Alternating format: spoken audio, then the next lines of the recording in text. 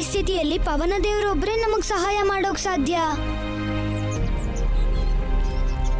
ಓಂ ಪವನ ದೇವಾಯ ನಮಃ. ಓಂ ಪವನ ದೇವಾಯ ನಮಃ. ಓಂ ಪವನ ದೇವಾಯ ನಮಃ.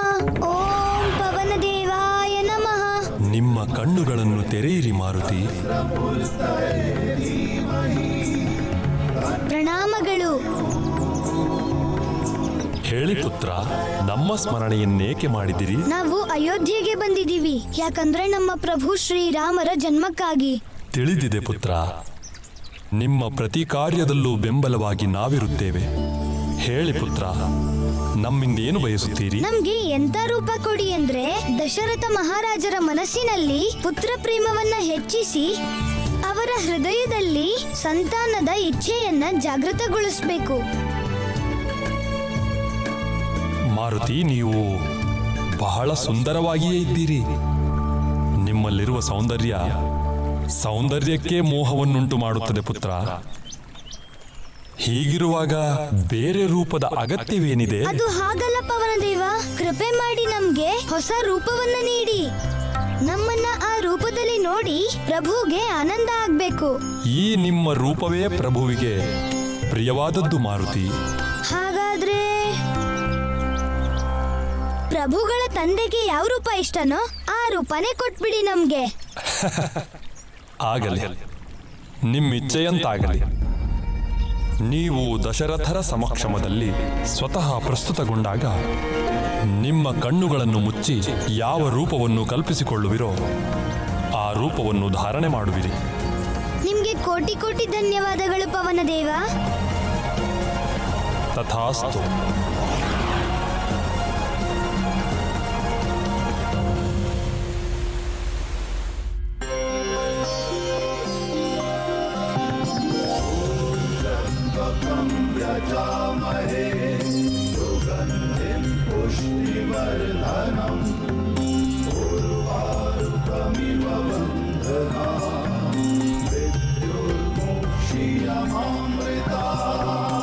ಓಂ ನಮಃ ಶಿವಾಯ. ಹೇ ಮಹಾದೇವ, ಯಾವ ಉದ್ದೇಶದಿಂದ ನಮ್ಮ ಮಾರುತಿ ಅಯೋಧ್ಯೆಗೆ ಹೋಗಿದ್ದಾರೋ ಅವ್ರ ಯಾತ್ರೆ ಸಫಲವಾಗ್ಲಿ ಅಂತ ಅವರಿಗೆ ಆಶೀರ್ವಾದ ಮಾಡಿ ಮಹಾದೇವ. ಅವರ ಮನಸ್ಸಿನಲ್ಲಿ ಉದ್ಭವವಾಗಿರೋ ಚಿಕ್ಕ ಪ್ರಶ್ನೆಯಲ್ಲಿ ಜೀವನದ ಎಲ್ಲಾ ತತ್ವಗಳು ಅಡಕವಾಗಿರುತ್ತೆ. ಆ ಕಾರಣದಿಂದನೇ ಅವರ ಜಿಜ್ಞಾಸೆನ ನಾವು ತಳ್ಳಿ ಹಾಕಲಿಲ್ಲ.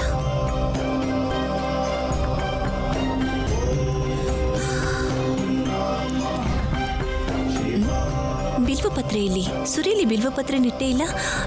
ಸುರೇಲಿ, ಸುರೇಲಿ, ಪುಷ್ಪಗಳು ಬಿಲ್ವಪತ್ರೆನ ಒಟ್ಟಿಗೆ ಇಡು ಅಂತ ನಿನಗೆ ಎಷ್ಟು ಸಾರಿ ಹೇಳಿದ್ದೀನಿ ಸುರೇಲಿ.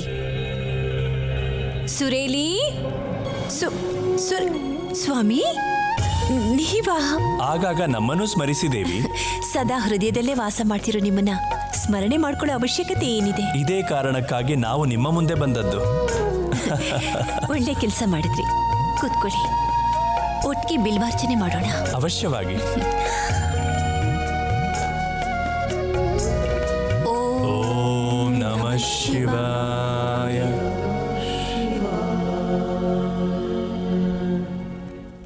ಪ್ರಿಯೆ, ನಿಮಗೆ ತಿಳಿದಿದೆಯೇ ನಮ್ಮ ಅರಮನೆಯಲ್ಲಿ ಇಂದು ಯಾರೂ ಇಲ್ಲವೆಂದು?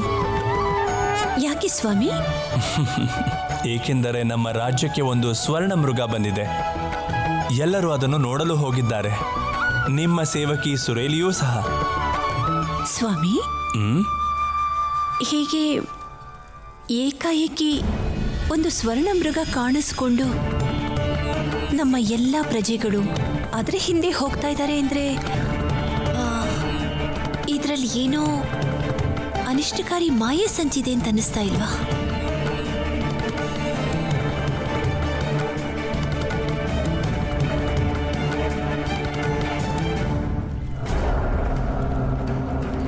ಓ, ಇದು ಸ್ವರ್ಣ ಮೃಗ ಅಲ್ವೇ? ನಮ್ಮ ಹಳ್ಳಿಗೆ ಇದೆಲ್ಲಿಂದ ಬಂತು? ಹಿಡೀರಿ ಅದನ್ನ, ಹಿಡೀರಿ ನೋಡಿ, ಹಿಡೀರಿ.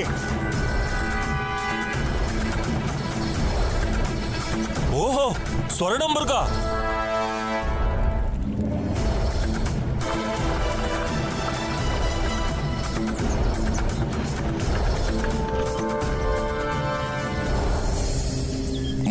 ವಾನರರೇ, ನನ್ನ ಮಾಯೆಗೆ ಬಲಿಯಾಗದಿರಿ. ನೀವು ನನ್ನನ್ನು ಹಿಡಿಯಲು ಬಂದರೆ ನಿಮ್ಮ ಸಾವು ಖಚಿತ. ಹಾ, ನಿಧಾನವಾಗಿ. ಹೆಜ್ಜೆ ಸಪ್ಪಳ ಕೇಳಿ ಓಡೋದ್ರೆ ಕಷ್ಟ. ನೋಡಿ ಅಲ್ಲಿ ಎಷ್ಟು ಸುಂದರವಾಗಿದೆ. ಎಲ್ ಕೇಳಿ, ಇದನ್ನ ಹಿಡ್ಕೊಂಡು ಅರಮನೆಗೆ ತಗೊಂಡು ಹೋಗೋಣ.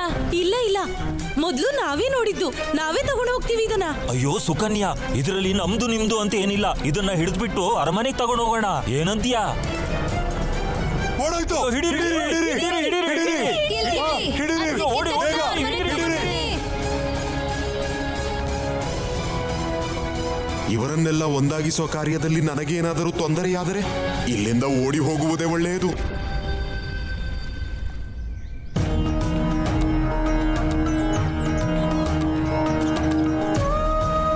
ಮಾರುತಿಯಲ್ಲಿ ಜಾಂಬವಂತರೆ, ಸಮಯ ಮೀರುತ್ತಿದೆ. ಹೌದು ಋಷಿವರ್ಯ, ನಮ್ಮ ಮುಂದಿನ ಕಾರ್ಯಕ್ಕೆ ಸಮಯ ಮೀರುತ್ತಿದೆ. ಬಹಳ ದೂರದಿಂದ ಪ್ರಯಾಣ ಮಾಡಿದ್ದರಿಂದ ಮಾರುತಿಯವರು ವಿಶ್ರಾಂತಿ ತೆಗೆದುಕೊಳ್ಳುತ್ತಿರಬಹುದು. ನಾವು ಹೋಗಿ ಕರೆದುಕೊಂಡು ಬರುತ್ತೇವೆ. ತಪ್ಪು ಭಾವಿಸಿದ್ದೀರಿ. ಈ ಕಾರ್ಯದಲ್ಲಿ ನಮಗೆಷ್ಟು ಉತ್ಸಾಹವಿದೆಯೋ ಅವರಿಗೂ ಅಷ್ಟೇ ಉತ್ಸಾಹವಿದೆ. ಹಾಗಾಗಿ ಅವರೇ ಬರುತ್ತಾರೆ. ನಡಿರಿ ಗುರುದೇವ, ನಾವು ತಯಾರಿದ್ದೀವಿ.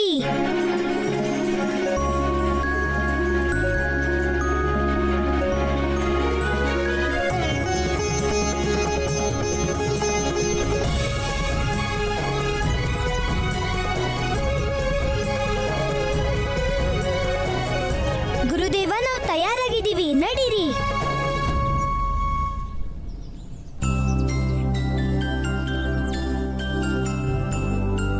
ಏನಾಯ್ತು ಗುರುದೇವ? ಮಾರುತಿಯನ್ನು ಹೇಗೆ ಬಿಟ್ಟು ಹೋಗುವುದು? ಅವರು ಬರುವವರೆಗೂ ನಾವು ಕಾಯೋಣ ಗುರುದೇವ. ತಾತ, ನಮ್ಮ ಗುರುತು ಸಿಗ್ಲಿಲ್ವಾ? ನಮ್ಮನ್ನ ಸರಿಯಾಗಿ ನೋಡಿ.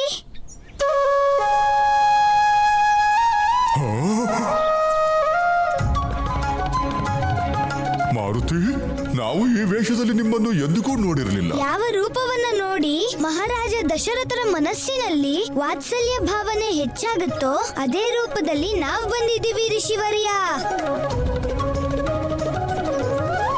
ನಮ್ಮ ಪ್ರಕಾರ ನೀವು ವಾಸ್ತವ ರೂಪದಲ್ಲೇ ಅವರೆದುರಿಗೆ ಹೋಗುವುದು ಒಳ್ಳೆಯದು ಮಾರುತಿ.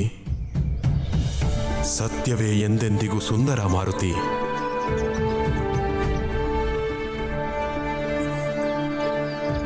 ನಮ್ಗೆ ಎಲ್ಲ ಅರ್ಥ ಆಯ್ತು ಋಷಿವರ್ಯ. ನಾವು ಈಗ್ಲೇ ಬರ್ತೀವಿ.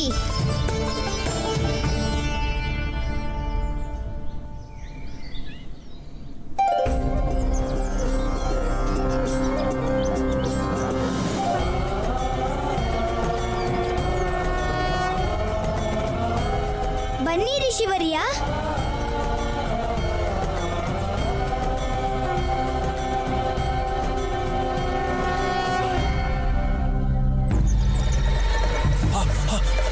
ನೋಡಿ ನೋಡಿ, ಆ ಬಂಡೆಯಿಂದ ಓಡ್ತಿದೆ.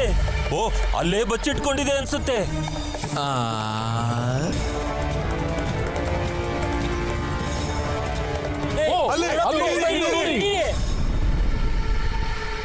ಓಡು ಮಾರೀಚ, ಓಡು. ಇವರ ಕೈಗೆ ಸಿಕ್ಕಿ ಹಾಕಿಕೊಂಡರೆ ನಿನ್ನ ಕತೆ ಮುಗಿಯಿತು. ಓಡು ಓಡು, ಓಡುತ್ತಿರು.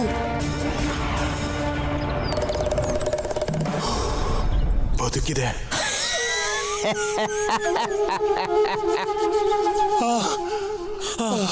ನೀವೆಲ್ಲ ಗಲಾಟೆ ಮಾಡೋದಕ್ಕೋಸ್ಕರ ತಪ್ಪಿಸ್ಕೊಂಡೋಯ್ತು. ನಾನೊಬ್ನೇ ಇದ್ದಿದ್ರೆ ಅದನ್ನ ಖಂಡಿತ ಹಿಡಿತಿದ್ದೆ. ಅಯ್ಯೋ ದೇವ್ರೆ, ಏನಿದು? ಬಹುಶಃ ಯಾರೋ ನಮ್ಮ ಮೇಲೆ ಆಕ್ರಮಣ ಮಾಡುತ್ತಿದ್ದಾರೆ. ಇದು ರಾಕ್ಷಸರ ಷಡ್ಯಂತ್ರ ಅನ್ಸುತ್ತೆ. ಓಡಿ, ಓಡಿ, ಓಡಿ, ಓಡಿ, ಓಡಿ.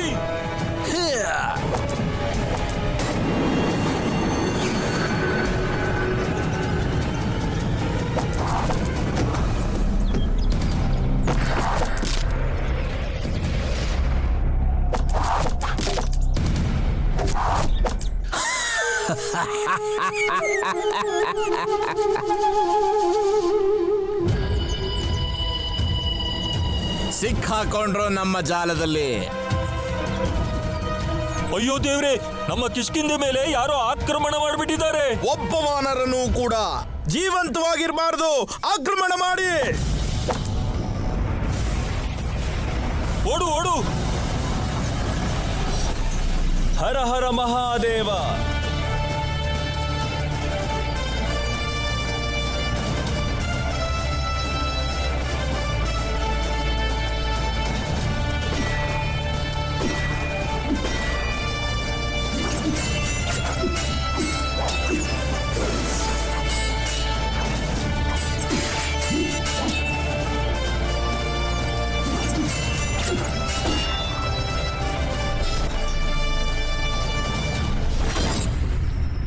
ನಮ್ಮ ಮಹಾರಾಜ ಕೇಸರಿ ಬಂದ್ರು. ನಮ್ಮ ಮಹಾರಾಜ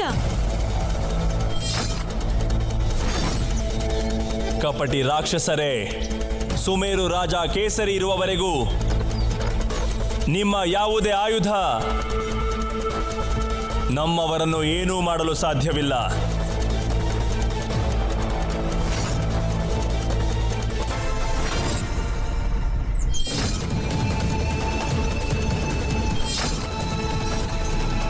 ಮೊದಲು ನಿನ್ನ ಅಂತ್ಯ, ನಂತರ ನಿನ್ನ ಪ್ರಜೆಗಳ ಮಾರಣ ಹೋಮ.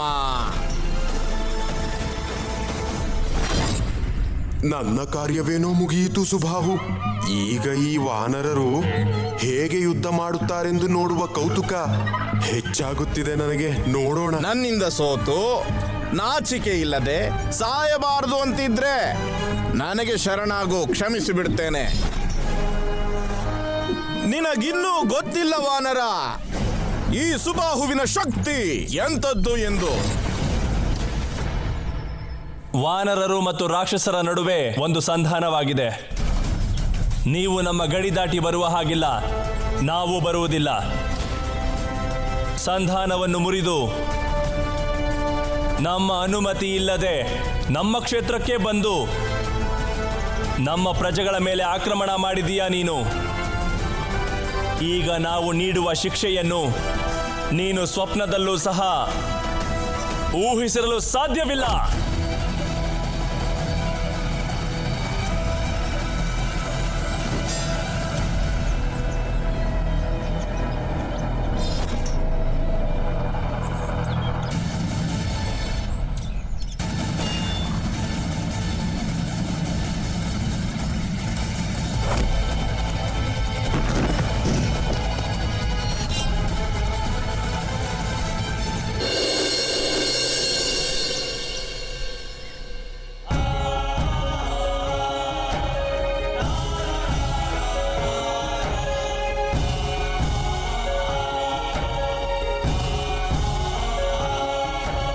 ಗುರುದೇವ, ಅಯೋಧ್ಯೆಯ ಇತಿಹಾಸದಲ್ಲಿ ಇಂತಹ ದುರ್ದಿನವನ್ನು ನಾವೆಂದೂ ಕಂಡಿರಲಿಲ್ಲ ಗುರುದೇವ. ಮಹಾರಾಜ ದಶರಥರಿನಾದರೂ ಮಹಾರಾಣಿಯವರ ಜೊತೆ ವನವಾಸಕ್ಕೆ ಹೋದರೆ ಅಯೋಧ್ಯೆಯ ಪ್ರಜೆಗಳು ಅನಾಥರಾಗುತ್ತಾರೆ ಗುರುದೇವ. ಗುರುದೇವ, ನಮ್ಮ ಮಹಾರಾಜರನ್ನು ನಿಮ್ಮಿಂದ ಮಾತ್ರ ತಡೆಯಲು ಸಾಧ್ಯ. ಮಹಾರಾಜ ದಶರಥರಿಲ್ಲದೆ ರಘುಕುಲಕ್ಕೆ ಮತ್ತು ಅಯೋಧ್ಯೆಗೆ ಅಸ್ತಿತ್ವವಿರುವುದಿಲ್ಲ ಗುರುದೇವ. ಹೇಗಾದರೂ ಮಾಡಿ ಅವರನ್ನು ತಡೆಯಿರಿ ಗುರುದೇವ. ನಮ್ಮನ್ನು ಕಾಪಾಡಿ ಗುರುದೇವ. ನೀವೆಲ್ಲ ನಿಶ್ಚಿಂತರಾಗಿರಿ. ನಾವು ಸರ್ವ ಪ್ರಯತ್ನಗಳಿಂದಲೂ ದಶರಥ ಮಹಾರಾಜರು ವಾನಪ್ರಸ್ಥಕ್ಕೆ ತೆರಳುವುದನ್ನು ತಡೆಯುತ್ತೇವೆ. ನೀವೆಲ್ಲರೂ ಕೂಡಿ ಭಗವಂತನನ್ನು ಪ್ರಾರ್ಥಿಸಿ. ನಿಮ್ಮ ಪ್ರಾರ್ಥನೆ ಖಂಡಿತವಾಗಿಯೂ ಆ ಭಗವಂತನಿಗೆ ತಲುಪುತ್ತದೆ. ಇಲ್ಲಿನ ಪ್ರಜೆಗಳು ಮಹಾರಾಜರನ್ನ ತುಂಬಾ ಪ್ರೀತಿಸ್ತಾರೆ. ಈಗ ಉಳಿದಿರೋ ಕಾರ್ಯ ಒಂದೇ, ಹೇಗಾದ್ರೂ ಮಾಡಿ ಅವರ ಮನಸ್ಸಿನಲ್ಲಿ ಪುತ್ರ ಸಂತಾನದ ಇಚ್ಛೆಯನ್ನ ಜಾಗೃತಗೊಳಿಸಬೇಕು. ಪ್ರಭು, ನಿಮ್ಮ ಇಚ್ಛೆಯಿಂದನೇ ನಾವು ಈ ಯಾತ್ರೆಯನ್ನ ಆರಂಭ ಮಾಡಿದ್ದು. ಈಗ ನೀವೇ ನಮ್ಗೆ ಮಾರ್ಗ ತೋರಿಸ್ಬೇಕು.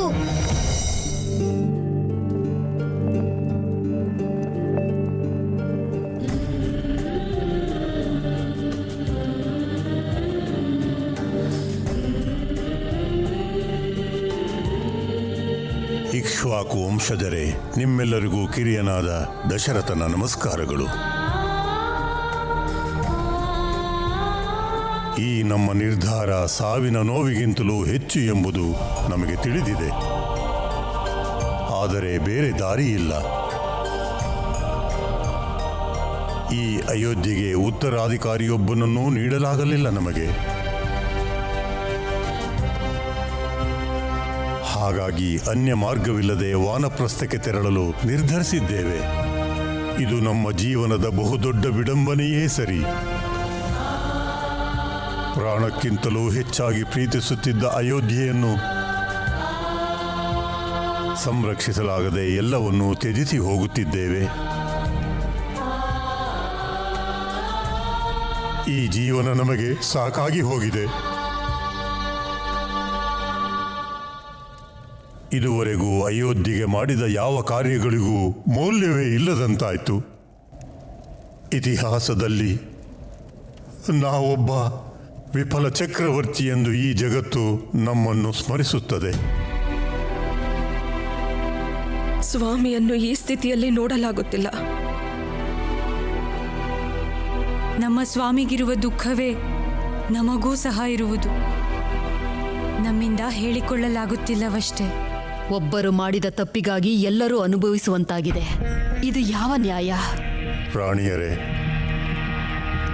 ವಾನಪ್ರಸ್ಥಕ್ಕೆ ಹೋಗುವ ಸಮಯವಾಗಿದೆ. ಇನ್ನು ಮುಂದೆ ಈ ಅಯೋಧ್ಯೆಯ ಜವಾಬ್ದಾರಿ ವಸಿಷ್ಠ ಮಹರ್ಷಿಗಳದ್ದು. ದಶರಥ ಮಹಾರಾಜರೇ, ನೀವು ವಾನಪ್ರಸ್ಥಕ್ಕೆ ಹೋಗುವ ಸಮಯ ಇನ್ನೂ ಬಂದಿಲ್ಲ.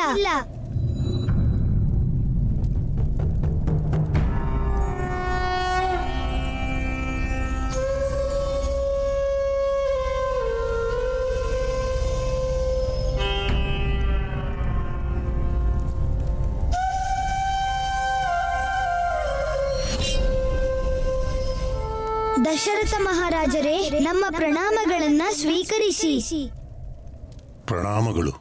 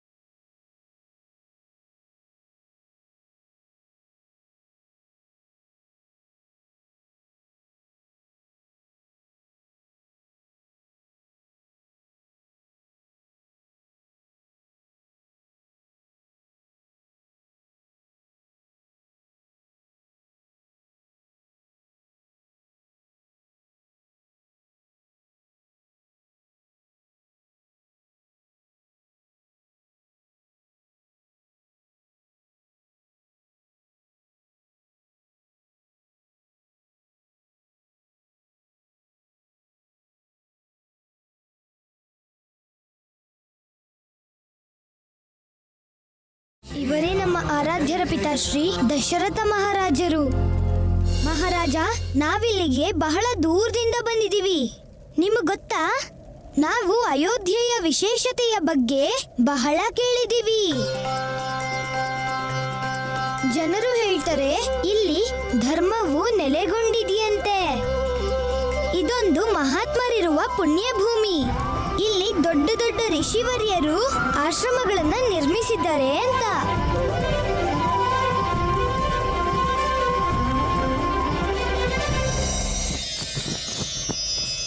ಇದೇ ಕಾರಣಕ್ಕೆ ನಾವು ಅಯೋಧ್ಯೆ ನಗರಿಯನ್ನ ನೋಡೋದಕ್ ಬಂದಿದ್ದೀವಿ.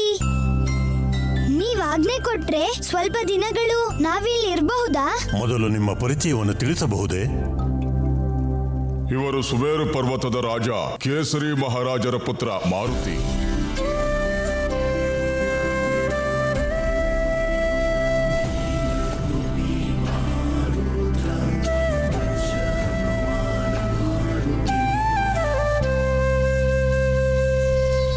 ಪ್ರಣಾಮ ಗುರುದೇವ.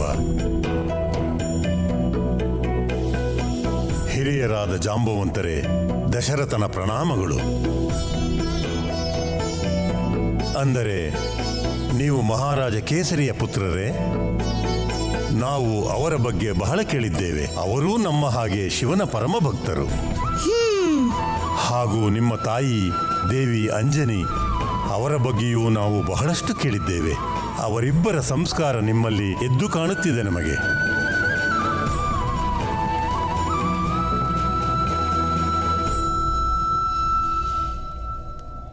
ಮಾರುತಿ, ಇಂದಿನಿಂದ ನೀವು ನಮ್ಮ ಅತಿಥಿ ಸತ್ಕಾರವನ್ನು ಸ್ವೀಕರಿಸಿ. ಧನ್ಯವಾದಗಳು ಮಹಾರಾಜ. ಮಹಾರಾಜರು ನಮ್ಮನ್ನ ಅತಿಥಿಯಾಗಿ ಸ್ವೀಕಾರ ಮಾಡಿದ್ದಾರೆ.